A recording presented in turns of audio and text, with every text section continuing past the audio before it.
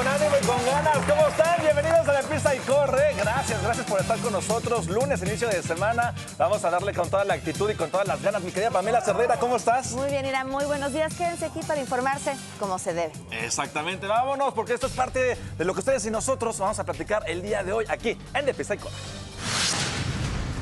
Le contaremos la historia de Macarena, una mujer presa por un crimen que no cometió. Marchan por el feminicidio de Nicole en Tizayuca, Hidalgo. Militares y civiles armados se enfrentan en Rincón de Guayabitos, Nayarit. En los deportes, cuando eres un buen perdedor como José Mourinho. Y Manolo trae algunos encabezados para darles el estilo de PC en Mejorando la Noticia.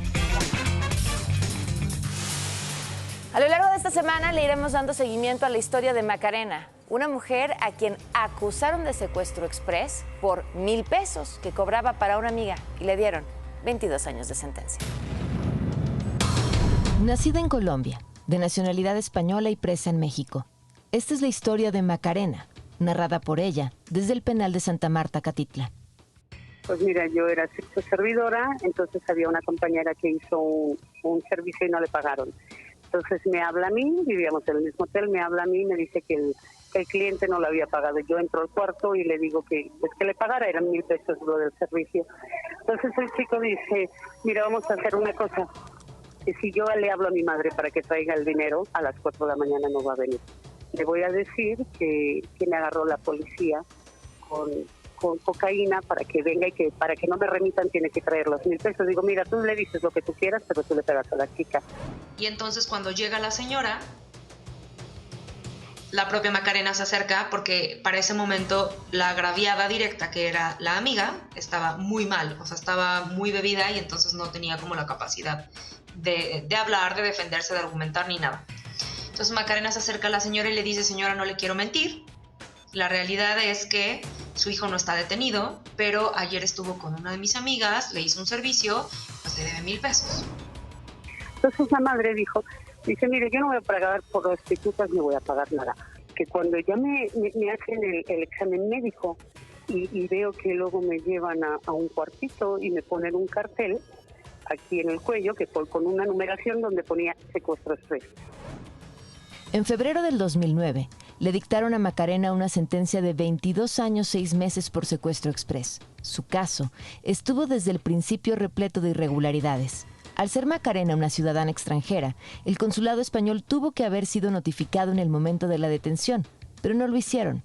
Fue hasta el 24 de febrero, 6 meses después de la detención, que a petición del propio consulado recibieron la información. Por si esto fuera poco, Macarena padece varias enfermedades crónicas que deterioran su salud rápidamente. No tiene acceso a la salud, no tiene medicamentos, se nos puede morir porque además hay un diagnóstico médico que ya dijo que no tiene pues, más de 5 años de vida, la esperanza de vida es muy corta. ¿Por qué no la atienden? Las razones de la autoridad son varias. La primera es que la pandemia pues los tiene muy ocupados, entonces pues ahorita no hay tiempo, ¿no? Entonces las razones son, espérame tantito porque hay pandemia. La segunda es no tengo medicamento. La otra es no tengo doctores.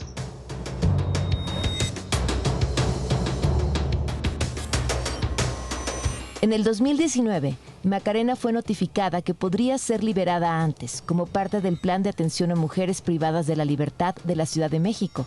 ¿Qué pasó? Que busca la defensa con una mujer que tiene 2 sentencias a cuestas. La legal, de un proceso que nunca estuvo de su lado, y la de muerte, por condiciones de salud que no están siendo debidamente atendidas. Eso en la siguiente entrega.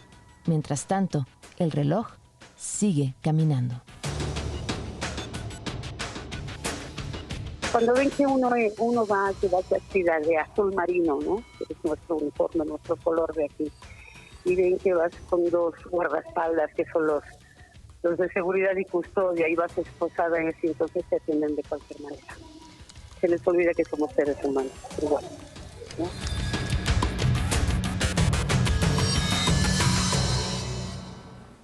A nosotros no se nos olvida que son seres humanos. El caso de Macarena deja ver las irregularidades que suceden cada vez que uno va a presentarse en un ministerio público a levantar una denuncia y de pronto los hechos resultan ser otros. Seguiremos con esta historia repleta de irregularidades. Mientras tanto, estos son los periódicos más importantes de México y el mundo. Excelsior. Duplicarán pensión para adultos mayores. Edad para recibirla bajará a 65 años. El Universal. Ni COVID-19 frenó acoso sexual en dependencias. En 2020 se levantaron 549 denuncias en instancias públicas. Reforma. Desborda oleada migratoria. Prevén en marzo detener a 120,000. El Financiero. Libra obstáculo reforma sobre outsourcing. Acuerdan topar a 3 meses de salario mínimo el reparto de utilidades. The Washington Post. La vacuna se cae de su ola de publicidad. La baja confianza del público puede prolongar la lucha contra el coronavirus. The New York Times. Oportunidades perdidas de compartir dosis en países pobres por un problema de control de patentes. El País. La Unión Europea ofrecerá a Erdogan más ayuda por los refugiados. La diplomacia busca superar las turbulencias en la relación con Turquía. Elementos del ejército mexicano se enfrentaron a balazos con presuntos criminales, esto en la zona turística de Rincón de Guayabitos, en Nayarit. Los turistas y habitantes de la zona de inmediato se resguardaron y, de acuerdo con las autoridades, el enfrentamiento surgió cuando los soldados desplegaban un operativo hacia una supuesta casa de seguridad. En redes sociales se difundieron algunos videos del momento. Mira la gente corriendo, mira, güey, la playa, la gente corriendo en la playa. Uy, ¿cómo la descargan?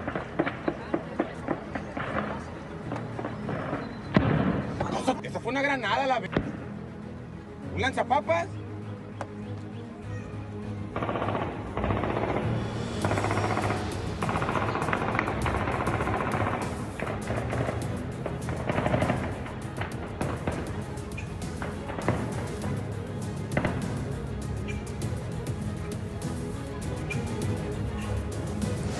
Desatada la violencia en aquella parte del país. Mientras tanto, tras este enfrentamiento, se detuvo a 3 personas, entre ellas a Eric Joel, el M3, supuesto operador del cártel Jalisco Nueva Generación. Además, se aseguraron armas de alto poder como lanzacohetes, granadas y ametralladoras. También se informó que como parte de este operativo, un militar resultó herido. En Guanajuato, 4 personas fueron ejecutadas a balazos en la comunidad La Purísima cuando sujetos armados ingresaron a un domicilio que funcionaba como centro de rehabilitación. La Fiscalía General del Estado está investigando el caso. Y vamos a continuar con este recorrido por la información de la República Mexicana. Llegamos de esta manera a Oaxaca. Ya fue asesinada en un ataque armado la candidata a la presidencia municipal de Ocotlán de Morelos por la coalición PRI, PAN y PRD. Se trataba de Ivonne Gallegos Carreño. Los hechos ocurrieron cuando circulaba el sábado por la carretera federal 175 en compañía de otra persona, quien resultó herida. El gobernador de la entidad, Alejandro Murat, condenó este crimen y aseguró que habrá una investigación del caso. Oaxaca, por cierto, es uno de los 7 estados considerados focos rojos por la Secretaría de Seguridad Ciudadana en este proceso electoral. Sea la Fiscalía General de la República, lo propio que le corresponda a la del Estado, de inmediato se haga una muy fuerte investigación sobre los actores materiales, pero también queremos tener en la cárcel a los actores intelectuales, porque este tipo de acciones inhiben el voto. Empiezan a despertar el miedo hacia nuestros candidatos de la coalición Va por Oaxaca. Y bueno, desafortunadamente este no es un hecho aislado. En lo que va del 2021, 9 candidatos han sido asesinados, 5 de ellos solamente en el mes de marzo. Los últimos 3 crímenes corresponden precisamente a la candidata Ivonne Gallegos Carreño, precisamente esta candidata en Oaxaca. A Pedro Gutiérrez, aspirante de Morena a la presidencia municipal de Chilón, Chiapas, emboscado con su familia el pasado 17 de marzo. El día 12 de marzo, fallado el cuerpo de Alfredo Sevilla Cuevas, quien buscaba la reelección del municipio de Casimiro Castillo, esto en Jalisco. De acuerdo con la consultora Etelec, en los últimos 6 meses fueron asesinados 14 aspirantes. ¿Por qué matan a alcaldes o candidatos a alcaldes? Si tienen un minuto, se los explico. Ahí les va. Cada vez que hay un proceso electoral grande, volvemos a escuchar de esta tragedia. Los ataques alcanzaron números alarmantes desde el 2010 y en el 2018 hubo 30 víctimas y en el 2019, ya sin ese proceso electoral, 25. Dentro de los diferentes niveles de autoridad, los alcaldes o candidatos a alcaldes son los más vulnerables. ¿Por qué? Porque son la primera línea de negociación con el crimen organizado. Aunque, como me señala Helden de Paz, quien tiene un estudio al respecto, en Oaxaca se debe más al sistema de usos y costumbres. Si atacan a un precandidato, están moldeando el sistema político. Si atacan al alcalde es para alinearse y a un exalcalde porque no cumplió o ya no tiene protección. Este 2021, 30 entidades renovarán alcaldías y ayuntamientos. Las entidades en donde corren más riesgos son Guerrero, Jalisco, Michoacán, Morelos, Oaxaca y Sinaloa. El riesgo es, por un lado, las vidas perdidas, obviamente, y por otro, la oportunidad de que el crimen organizado pueda poner a sus candidatos en el poder. La solución no es sencilla y tampoco se ve en el horizonte. Y bueno, ya que lamentablemente tenemos que hablar de estos temas, familiares, amigos y compañeros de trabajo pues dieron el último adiós a uno de los 13 policías emboscados, esto en Coatepec, Arenas, en el Estado de México el pasado jueves. Aquí se lo informábamos. El sábado fue velado en su casa y ayer se celebró una misa de cuerpo presente en la Iglesia de la Trinidad en el municipio de Tenancingo. Después de esta misa, el féretro fue trasladado al panteón de esta comunidad.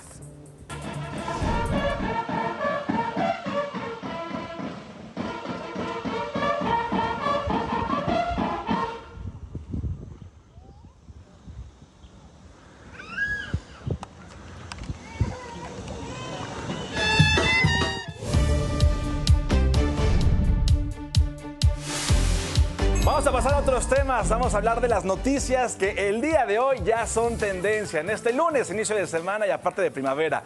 ¿Qué nos encanta? El pasado 20 de marzo a las 3:30 am entró por fin la primavera a nuestro hemisferio. Como cada año, el dios Kin llegó puntual a su cita al equinoccio de la zona arqueológica de Civilchaltún, esto en Yucatán.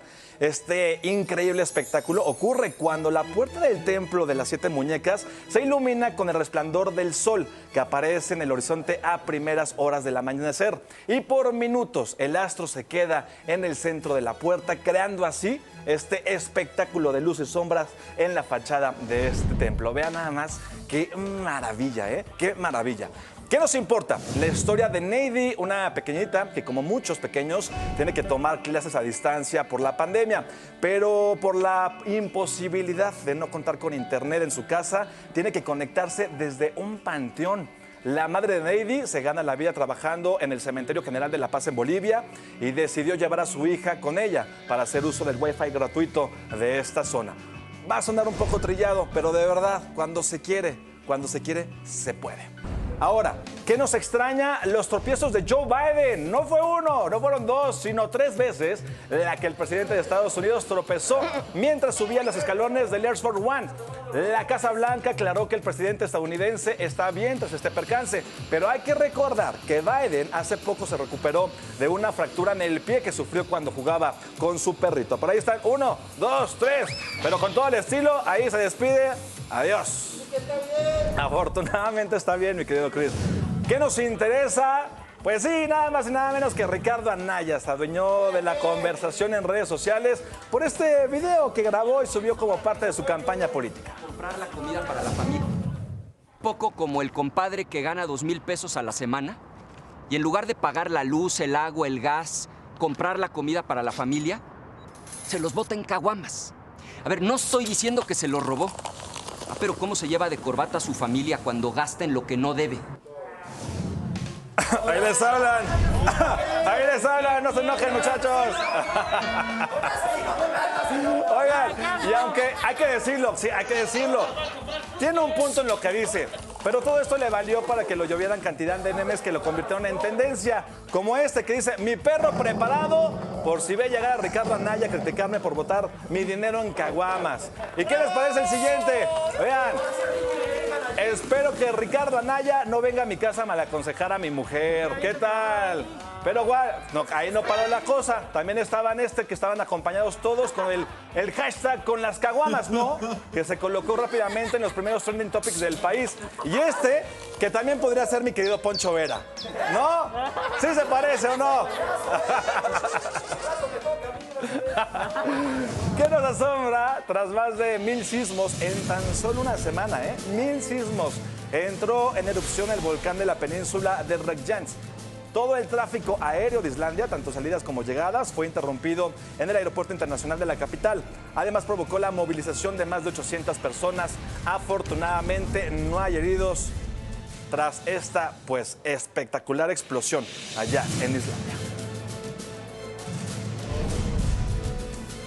Qué cosas, ¿no? Hacemos un cambio de tono.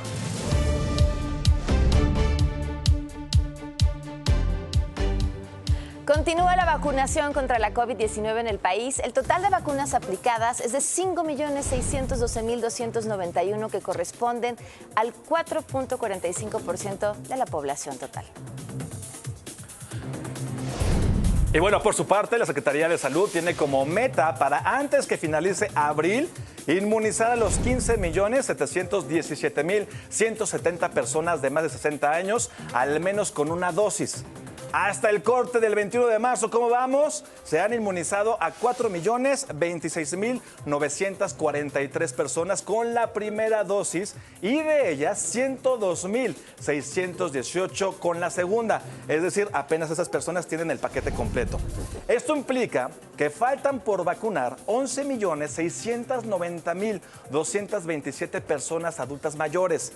Restan 40 días para llegar a esta fecha establecida, así que para cumplir el objetivo, se tendrían que aplicar diariamente 292.255 dosis en promedio. Por el momento hay disponibles y faltan por aplicar 2.547.959 dosis. ¿Se puede cumplir con la meta? Para cumplir con la meta de inmunizar a los adultos mayores antes de que termine abril, dependerá de distintas cosas. De entrada, la disponibilidad de vacunas. Para lo que resta del mes de marzo, se tiene previsto que mañana lleguen a nuestro país 658.875 dosis de Pfizer. También para el próximo sábado llegará 1 millón de Sinovac y para el miércoles 6 millones de AstraZeneca. Hoy se espera el arribo de 500.000 dosis de la vacuna Sputnik 5 y esta tarde se dará el banderazo de salida del primer lote de vacunas de CanSino envasadas en Querétaro. Mientras tanto, vamos a un resumen de la información con Nina Cervantes. El secretario de Salud, Jorge Alcocer, destacó que México podría contar con una vacuna contra COVID-19 desarrollada por científicos mexicanos para antes de que concluya este año. Recordó que la vacunación es una de las herramientas esenciales para mitigar la pandemia de COVID-19 e impactar en su efecto económico. El presidente Andrés Manuel López Obrador anunció que a partir de julio la pensión de adultos mayores se incrementará gradualmente hasta llegar a 6,000 pesos bimestrales en 2024. Además, se reducirá de 68 a 65 años la edad para los beneficiarios. La jefa de gobierno, Claudia Sheinbaum, informó que se pidió la renuncia de 2 personas responsables de la activación a las 8:16 horas del sábado pasado de la alerta sísmica, sin que se presentara un sismo. Calificó como errores graves que la alerta haya sido activada sin motivo y que durante el sismo del viernes en algunos altavoces se indicara que se trataba de un simulacro. En Guanajuato, la Fiscalía de Justicia del Estado informó la detención de Francisco Javier N., alias El Charro, líder de un grupo delincuencial en León. La dependencia precisó que su captura ocurrió en Querétaro. Fue imputado por un agente del Ministerio Público por homicidio, por lo que fue vinculado a proceso penal. El presidente de Estados Unidos, Joe Biden, se dijo profundamente decepcionado por el anuncio de que Turquía iba a abandonar un convenio del Consejo de Europa contra la violencia machista. Llegó el momento de ir con Manolo a Mejorando la Noticia. Manolo. ¿Dónde está? Ah, caray. ¿Dónde está Manolo? Ah, caray. ¿Aplicó San Lunes o qué? Perdón. ¿Qué pasó? Bueno, muchachos, lo que ¿Y pasa ahora es que tú? como el fin de semana estuvo sonando la alerta sísmica, pues yo ya salí a la calle como salí todo el fin de semana. Ah, saliste en calzones, no te hagas. No, digan que ayer hizo frío porque si hubiera hecho calor, vengo en calzones. Pero pues ya estoy aquí. Mientras no se te olvide el cubrebocas, está bien. Ay, caray. Ah, No, caray. aquí lo traigo. Vamos a empezar con la sección. Ok. Échele. Oye. ¿Con qué vamos a empezar? Pues vamos a mejorar la noticia. Tenemos algunas notas originales y aquí les vamos a mejorar al estilo de PC. Me parece. ¿Les parece si nos arrancamos con la primera, muchachos? Órale. ¿Está bien? Viene. La nota original dice: Ricardo Anaya es sorprendido por tormenta de arena en Villa Ahumada, en Chihuahua. Por andarse metiendo con las caguamas. Exactamente, Eso le pasa, karma. ¿no? Pero nosotros mejoramos la nota de la siguiente manera. Dice, se filtran imágenes del remake mexicano de la película Mad Ricky, Furia en el camino a las elecciones.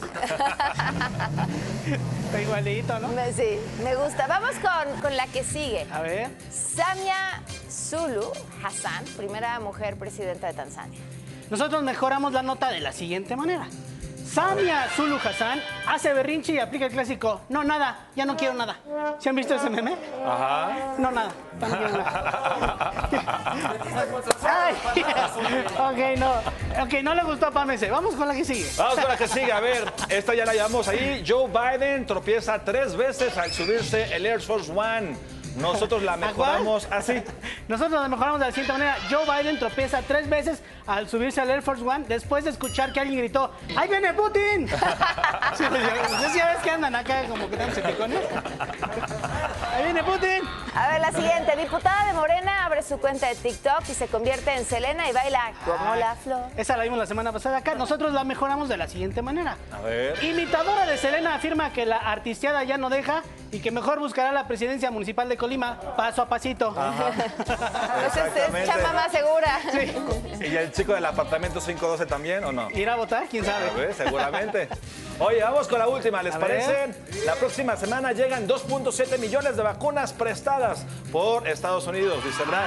Sí, aquí nosotros no solo mejoramos la nota, también revelamos el porqué del vendaje sumano. Dice, Marcelo Ebrard gana batalla de guerra de pulgares y consigue 2.7 millones de vacunas prestadas. Por eso traía la mano acá vendada. Pero bueno, las consiguió, a como sea las consiguió. Sí, a como sea las consiguió. Vamos a ver las letras pequeñas, pero bueno, ahí está mi querido Manolo, muchísimas gracias. Buen día. ¿Te vemos al rato o qué?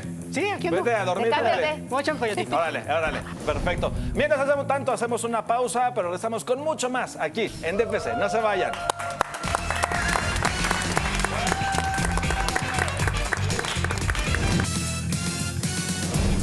La Comisión Nacional Forestal informó que el incendio en la Sierra de Arteaga, Coahuila, que inició desde el pasado martes 16 de marzo, se encuentra con 30% de control en la atención del siniestro que ya arrasó con 2.053 hectáreas en el predio de La Pinalosa. Trabajan 370 brigadistas apoyados con 6 helicópteros, mientras que el incendio en Santiago, Nuevo León, tiene 40% de control. Continuaremos aquí informándoles en el Pisa y Corre.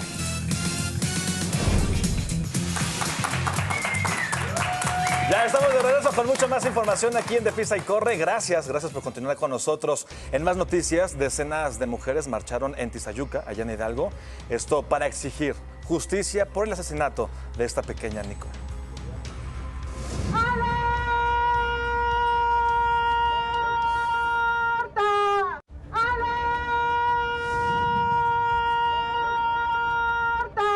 Pues hoy nos reunimos para protestar por las víctimas de feminicidio que hay en Tizayuca, que ya han sido 53. Pues también vinimos porque, por el caso de Nicole. Un grupo de mujeres salió a las calles de Tizayuca, Hidalgo, para protestar por el asesinato de la pequeña Nicole. Una marcha pacífica, pues pidiendo más seguridad y justicia por las víctimas de feminicidio que han ocurrido en Tizayuca. Si te sientes inseguro, me siento triste por la situación que hay, porque como digo, una niña ya no puede salir a jugar porque realmente no vamos a saber si ella va a regresar. Durante la manifestación, bloquearon el acceso al municipio. El contingente de mujeres estuvo resguardado por la Policía de Tránsito de Tizayuca y no se reportaron incidentes. Es una marcha para exigir justicia por Nicole y es importante para mí porque quiero que mi hija sea libre, se sienta segura. Tengo 2 hijas y quiero que sean libres, que digan lo que sienten, lo que piensan y que se sientan seguras. Tiene 3 años y me pregunta que por qué estamos aquí y le digo que estamos aquí por todas las niñas y por todas las mujeres que callaron y que somos la voz para exigir justicia para que no pase más y que juntas somos más fuertes. A una semana de que se confirmara el feminicidio de la pequeña Nicole Santos Palafox, su cuerpo aún no es entregado a sus familiares. De acuerdo con la Procuraduría General de Justicia de Hidalgo, la Fiscalía indicó que la dilatación se debe a pruebas periciales y a otras diligencias que se realizan como parte del protocolo que se sigue en casos de muertes violentas de mujeres por razones de género. De Pisa y Corre con información de Brenda Salas, Jorge Gutiérrez Chamorro.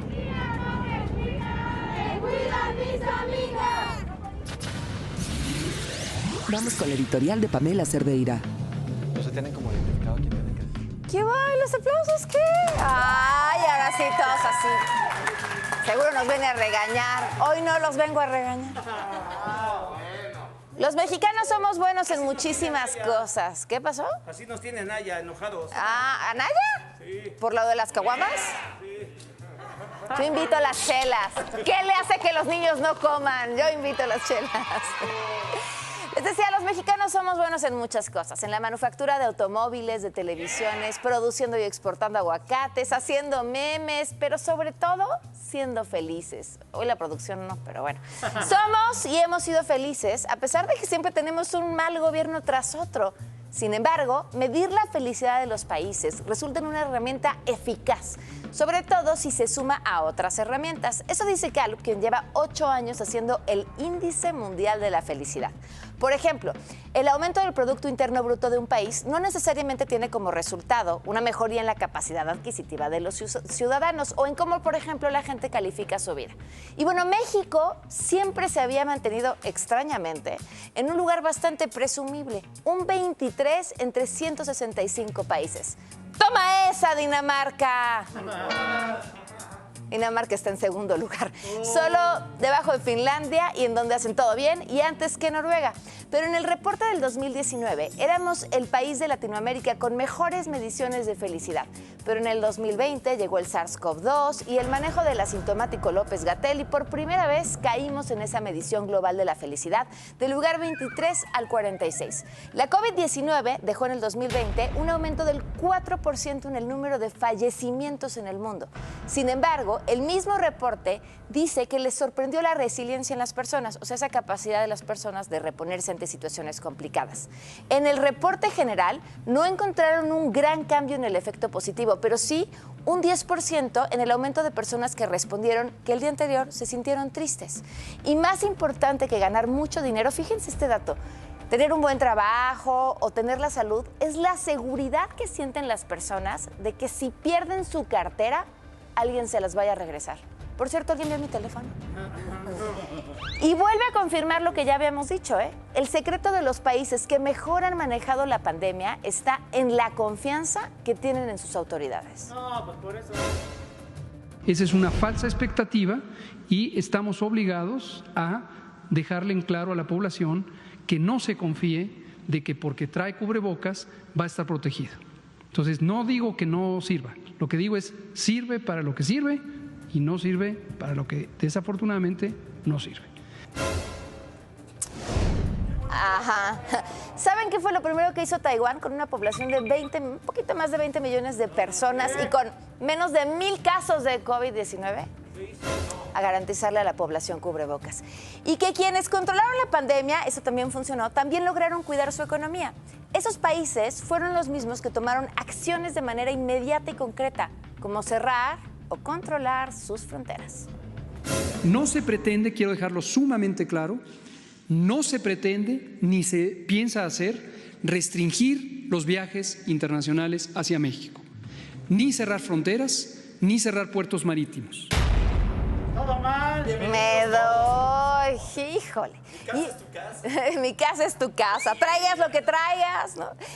Y es que cómo no íbamos a bajar en el índice de la felicidad. El control de la pandemia no ha sido bueno, y no lo digo yo, lo dicen las cifras, las oficiales y las no oficiales. Se han perdido cientos de miles de empleos formales e informales.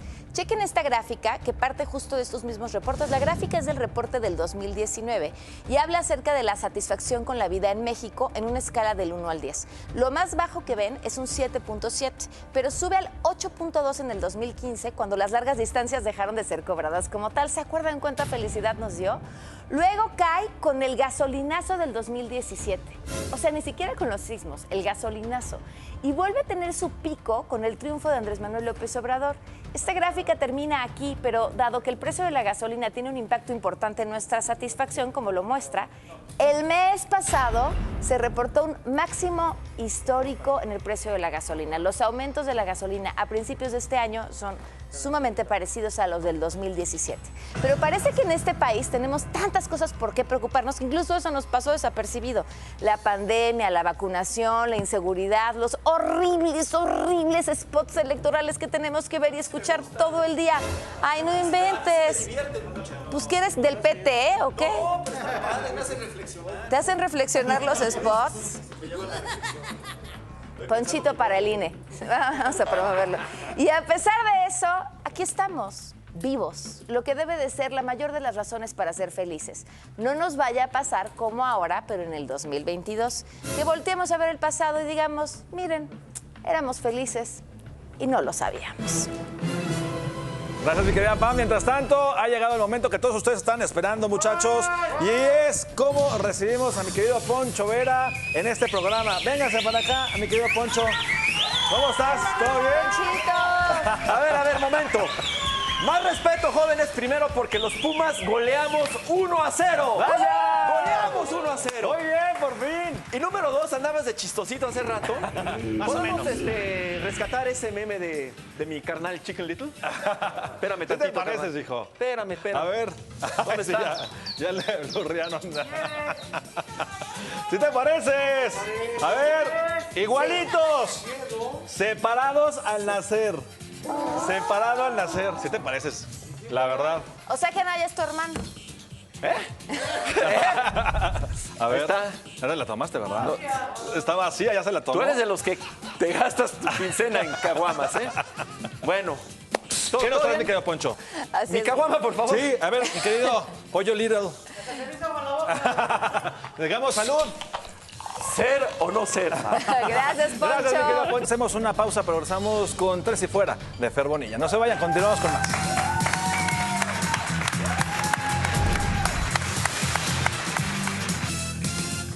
Vamos a tomarnos un shot informativo. Más de 300 migrantes centroamericanos, de los cuales 114 eran menores de edad no acompañados, fueron encontrados en condiciones de hacinamiento en 3 camiones en el sur del país. Los vehículos fueron detectados en una carretera de Tuxtla Gutiérrez, en Chiapas, por agentes del Instituto Nacional de Migración y efectivos de la Guardia Nacional. En total se encontraron 329 personas, de las cuales la mayoría provenían de Guatemala. Continuamos con mucho más aquí en De Pisa y Corre.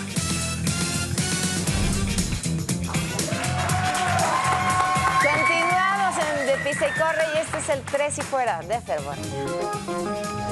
Hola, yo soy Fernando Bonilla y esto es Tres y Fuera.